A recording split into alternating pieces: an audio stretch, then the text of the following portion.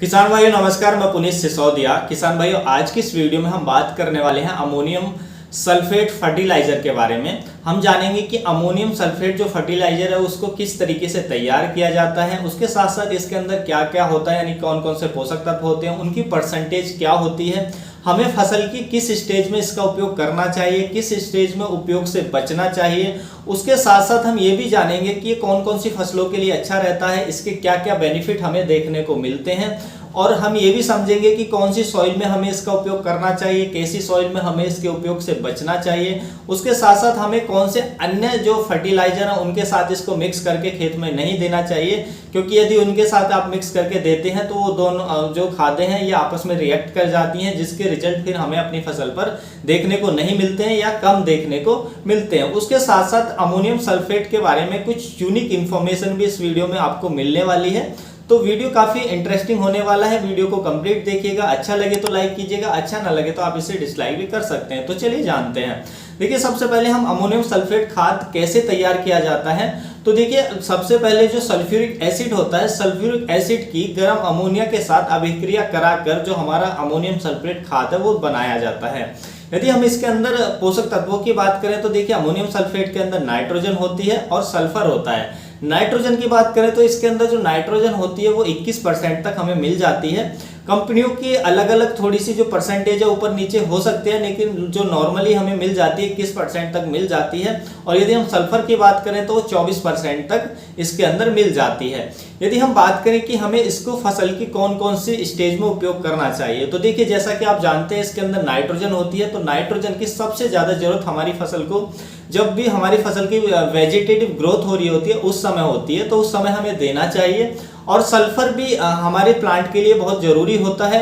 Sulphur की यदि proper मात्रा नहीं है हमारी सॉइल के अंदर, प्लांट के अंदर, तो जो हमारे प्लांट की ग्रोथ है अच्छी नहीं हो पाती है। तो देखिए, इसके अंदर नाइट्रोजन सल्फर का जो कॉम्बिनेशन है वो बहुत ही अच्छा है, जो जबरदस्त रिजल्ट हमारी फसलों पर देता है। सल्फर होने के कारण जो नाइट्रोजन की उपयोगिता है, यानी कि नाइट्रोजन ग्रहण करने की जो क्षमता है प्लांट के अंदर, वो भी बढ़ जाती है, यानी कि ज्यादा नाइट्रोजन जो प्लांट वो एब्जॉर्ब कर पाते हैं।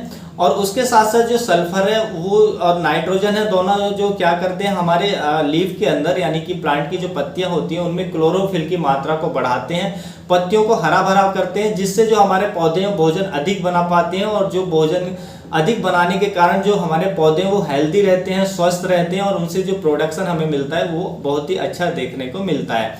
उसके साथ साथ देखिए, सल्फर का क्या काम होता है। सल्फर हमारे जो फल होते हैं, जो फ्रूट होते हैं, सब्जियां होती हैं, उनकी क्वालिटी को सुधारता है, उनमें मिठास को भी ये इंकरेज करता है, यानी कि उनके जो स्वाद है, स्वाद को भी ये बढ़ाने का काम करता है जो सल्फर होता है। यदि हम बात करें कि हमें कौन सी स्टेज में इसके उपयोग से बचना चाहिए, तो देखिए, जो इसके अंदर नाइट्रोजन है, तो नाइट्रोजन का उपयोग हमें फ्लोवरिंग स्टेज में कम करना चाहिए, क्योंकि फ्लोवरिंग स्टेज में जब भी हमारी फसलों में फूल आ रहे होते हैं तो उस समय हम कोई भी नाइट्रोजन ज्यादा देते हैं तो फ्लोवर ड्रॉपिंग की, यानी कि फूल गिरने की जो समस्या है वो हमें अपनी फसलों के अंदर देखने को मिल सकती है।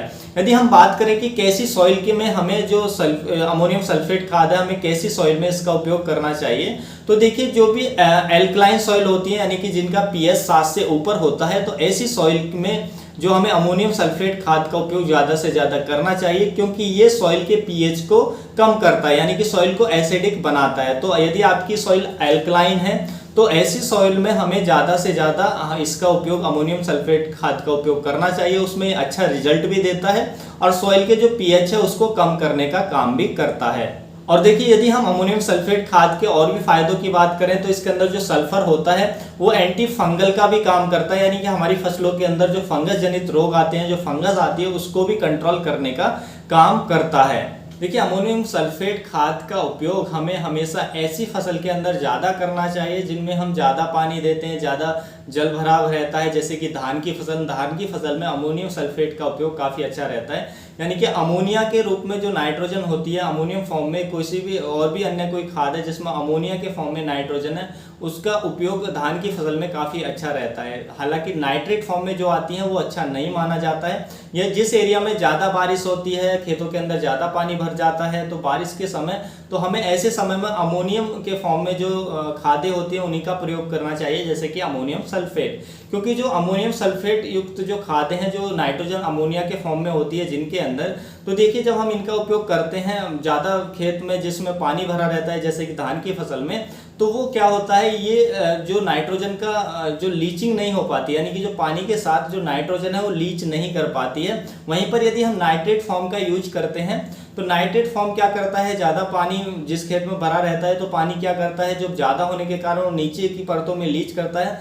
तो जो नाइट्रेट फॉर्म में जो नाइट्रोजन होती है वो पानी के साथ घुलकर नीचे चली जाती है, यानी कि लीच कर जाती है। तो जहाँ जिस खेत में ज़्यादा पानी भरता है तो उस खेत के अंदर जो नाइट्रोजन का लॉस होता है वो नाइट्रेट फॉर्म में ही होता है, अमोनिया के फॉर्म में नहीं होता है। इसके पीछे का क्या कारण होता है नेक्स्ट वीडियो में मैं आपको कंप्लीट बता दूंगा। यदि आप हमें कमेंट में पूछते हैं तो इसके पीछे का क्या साइंस होता है, पूरी जानकारी मैं नेक्स्ट वीडियो में आपको जरूर दे दूंगा। देखिए अमोनियम सल्फेट खाद का उपयोग जब भी आप अपने खेतों के अंदर करते हैं तो आपको ये सावधानी रखनी चाहिए कि इसको ऐसे ही छिड़क के आपको नहीं छोड़ना चाहिए। जब भी आप इसको मान लीजिए टॉप ड्रेसिंग के रूप में आप इसका इस्तेमाल कर रहे हैं, तो यानी कि बुरकाव कर रहे हैं, खड़ी फसल में इसको छिड़क रहे हैं, तो आपको क्या करना चाहिए, तुरंत पानी दे देना चाहिए। क्योंकि यदि आप पानी नहीं देते हैं और ऐसे ही उसको बुरक के 1-2 दिन के लिए छोड़ देते हैं तो इसका जो लॉस है वो अमोनिया के रूप में होता है, यानी कि ये अमोनिया के रूप में जो वायुमंडल में जो नाइट्रोजन होती है वो लॉस हो जाती है, वो वायुमंडल के अंदर चली जाती है। इसलिए उसके अंदर तुरंत आपको पानी देना चाहिए। ये आपको जरूर ध्यान रखना चाहिए जब भी आप अमोनियम सल्फेट खाद का उपयोग खेतों के अंदर करते हैं। यदि हम इसके कॉम्बिनेशन की बात करें तो देखिए इसका जो कॉम्बिनेशन है, एक तो जो नाइट्रेट फॉर्म की जो खादें होती हैं उनके साथ नहीं करना चाहिए, कि जैसे कैल्शियम नाइट्रेट के साथ इसको कभी मिक्स नहीं करना चाहिए, या अन्य जो भी नाइट्रेट युक्त खादें हैं उनके साथ नहीं करना चाहिए। और अन्य खादों के साथ आप इसको डाल सकते हैं, जैसे एमओपी के साथ अमोनियम सल्फेट को मिक्स करके डाल सकते हैं, या एसओपी के साथ अमोनियम सल्फेट खाद को मिक्स करके डाल सकते हैं, कोई दिक्कत नहीं है। और भी अन्य खादों के साथ डाल सकते हैं, केवल नाइट्रेट फॉर्म की जो खादें आती हैं उनके साथ मिक्स करके आपको नहीं डालना चाहिए। तो किसान भाइयों यही थी आज की जानकारी। अच्छी लगी तो वीडियो को लाइक कीजिएगा, अन्य फार्मर के साथ इसको शेयर जरूर कीजिएगा ताकि उन तक भी जानकारी पहुंच सके। मिलता हूं आपको नेक्स्ट वीडियो में नई जानकारी के साथ, तब तक के लिए आप अपना ख्याल रखिएगा। धन्यवाद।